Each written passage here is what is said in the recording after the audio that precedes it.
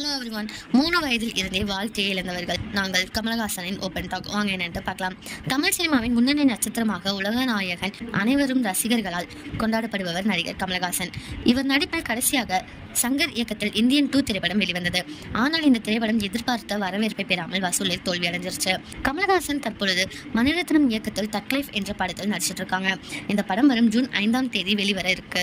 படத்தின் ப்ரொமோஷன் பணிகள்ல படக்குழுவின் தீவிரமாக ஈடுபட்டிருக்காங்க. இந்த வகையில் நடிகர் கமலஹாசன், நடிகை த்ரிஷா, நடிகர் சிம்பு ஆகியோர் அளித்த பேட்டி ஒன்றில் சினிமா குறித்து கமல் சொன்ன விஷயம் பலரின் கவனத்தை ஈர்த்திருக்கு. அதில் நான் என் அப்பா மற்றும் அண்ணாவை பார்த்துதான் நடக்க மற்றும் சினிமா என்றால் என்ன என்பது குறித்து கற்றுக்கொண்டேன். எங்களை நட்சத்திர அந்தஸ்தில் தூக்கி வைத்து எதையும் செய்ய விடாமல் தடுத்து விட்டார்கள். சாதாரண வாழ்க்கையை இழந்தவர்கள் நாங்கள். அதனால்தான் நான் சில விசித்திரமாக நடந்து கொள்கிறேன். இதை 3 வயதில் இருந்து நானும் சிம்புவும் அனுபவித்துக் கொண்டிருக்கிறோம் அப்படின்னு தெரிவிச்சிருக்காங்க. கமலஹாசன் இந்த ஓப்பன் டாக் பத்தி நீங்க என்ன நினைக்கிறீங்க அப்படிங்கறத கமெண்ட்ல சொல்லுங்க. இதே மாதிரி லேட்டஸ்ட் சினிமா நியூஸ் அப்டேட்க்கு இந்த சேனலை சப்ஸ்கிரைப் பண்ணிக்கோங்க.